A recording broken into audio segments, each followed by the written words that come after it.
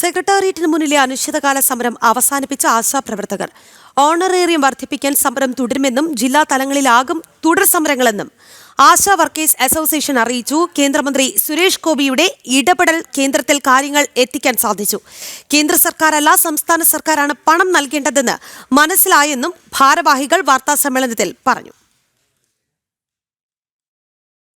265 ദിവസം നീണ്ടുനിന്ന ആശാസമരത്തിനാണ് സമാപനമായിരിക്കുന്നത്. പ്രധാനമായും സംസ്ഥാന സർക്കാർ അവകാശവാദം ഉന്നയിച്ചത് കേന്ദ്ര സർക്കാരാണ് ഈ പണം ആശമാർക്ക് നൽകേണ്ടത് എന്നാണ്. പക്ഷേ ഈ സംസ്ഥാന സർക്കാർ ആശമാരുടെ സമരത്തിന് വഴങ്ങിയിരിക്കുന്നു എന്ന് തന്നെയാണ്. ആദ്യഘട്ടം മുതൽ സംസ്ഥാന സർക്കാർ പിടിവാശി പിടിച്ചിരുന്നത് അവരാണ് ഇത്തരത്തിൽ, അതായത് കേന്ദ്രമാണ് പണം വർദ്ധിപ്പിക്കേണ്ടത്. പക്ഷേ കേന്ദ്രം ആദ്യഘട്ടത്തിൽ തന്നെ നിങ്ങളുടെ ആവശ്യങ്ങൾ അംഗീകരിച്ചു. പക്ഷേ ഇപ്പോൾ സംസ്ഥാന സർക്കാരും വഴങ്ങിയിരിക്കുകയാണല്ലേ?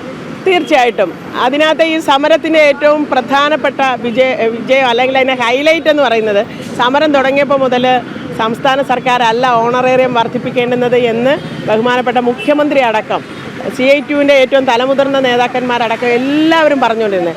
മുഖ്യമന്ത്രിയുടെ ഈ പ്രഖ്യാപനത്തിലൂടെ ഞങ്ങൾ പറഞ്ഞത് അദ്ദേഹം അംഗീകരിച്ചിരിക്കുകയാണ്. അത് വലിയൊരു വിജയമല്ലേ?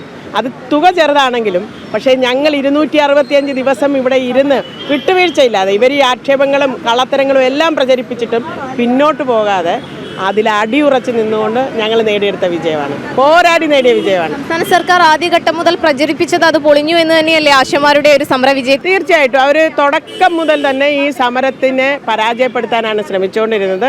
പക്ഷേ അതിനെല്ലാം അതിജീവിച്ച് കേരള സമൂഹം ഒന്ന് ഞങ്ങളെ നിലനിർത്താൻ പൊതുസമൂഹം ഒന്നടങ്കം നിന്നു. നിങ്ങൾ മാധ്യമങ്ങളും ഞങ്ങളെ വളരെയധികം പിന്തുണച്ചു. ജനങ്ങൾക്കിടയിൽ ഒരു ആശങ്കയുണ്ട്, ജില്ലാ തലത്തിലേക്ക് പോകുമ്പോൾ സമരത്തിന്റെ ശക്തി കുറയുമോ എന്നൊരു ആശങ്ക ജനങ്ങൾക്ക് വരില്ലേ? അവരെ നോക്കിക്കണ്ടതാണ് ഈ 265 ദിവസത്തെ നിങ്ങളുടെ പോരാട്ടം. വീടൊക്കെ ഉപേക്ഷിച്ച് നിരവധി അമ്മമാർ ഇവിടെ വന്ന് സമരം ചെയ്തു അവരുടെ അതിജീവനത്തിന് വേണ്ടി. അപ്പം ജില്ലാ തലത്തിലേക്ക് പോകുമ്പോൾ അത് ഒതുങ്ങില്ലേ എന്നൊരു സംശയം ഉണ്ടാവില്ലേ?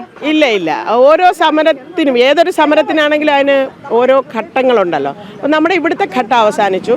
നമ്മൾ കൂടുതൽ ശക്തി ആർജിച്ചുകൊണ്ട് ഒരു ഉയർന്ന തലത്തിലേക്കാണ് നമ്മുടെ സമരം പോകുന്നത്. സംസ്ഥാന കേന്ദ്രത്തിൽ നമ്മൾ കേന്ദ്രീകരിച്ചിരുന്ന സമരം ജില്ലകളിലേക്ക് വ്യാപിപ്പിക്കുന്നു.